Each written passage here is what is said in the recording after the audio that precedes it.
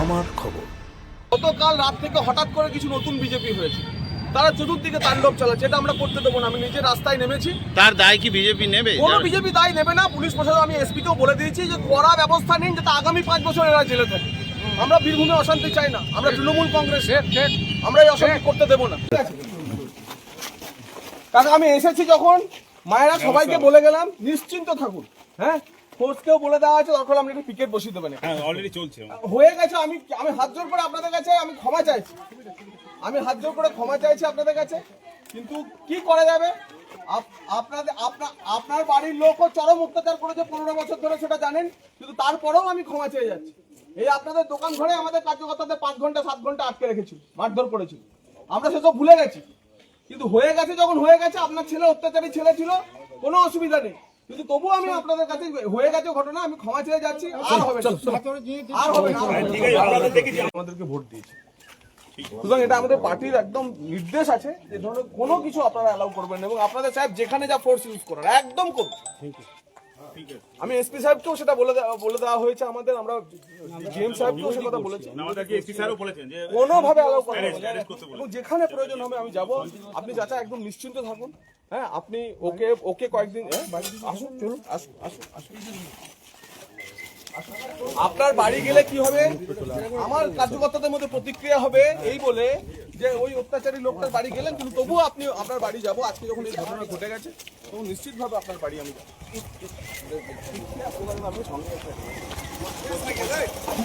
আমার কাছে হ্যালো, এখন ওই সময় এখন পরে কথা বলবো। এটা পাবো, এইটা ভাইবো, এইটা হাবি বড় বাড়ি দাদা। ঠিক আছে, চলুন। ঠিক আছে, ঠিক আছে, ঠিক আছে চাচা, ঠিক আছে। আর ও কি করবো আমি দেখছি। এইটা তো হ্যাঁ,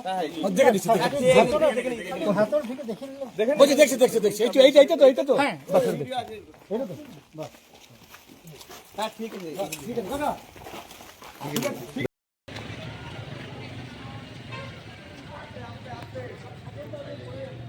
আপনারা ভিতরে যান, লেগে যাবে।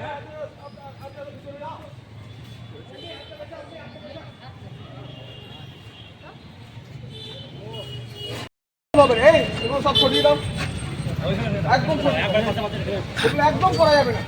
আমরা তৃণমূল না। জগাদা কি উদ্যোগ নেওয়া হলো?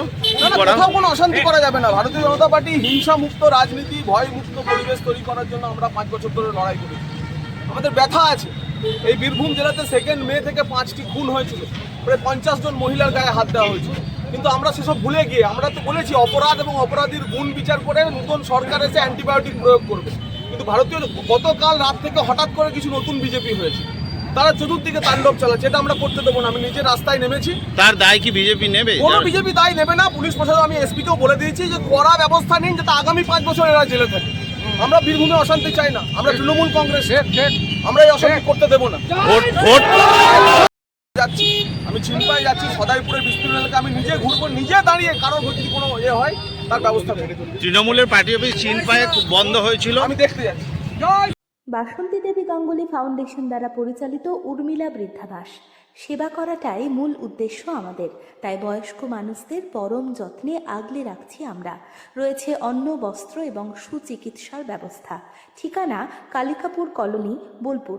বিস্তারিত জানতে 7063472820 এই নম্বরে যোগাযোগ করুন। দেখতে চোখ রাখুন আমাদের ফেসবুক ও ইউটিউব চ্যানেলে।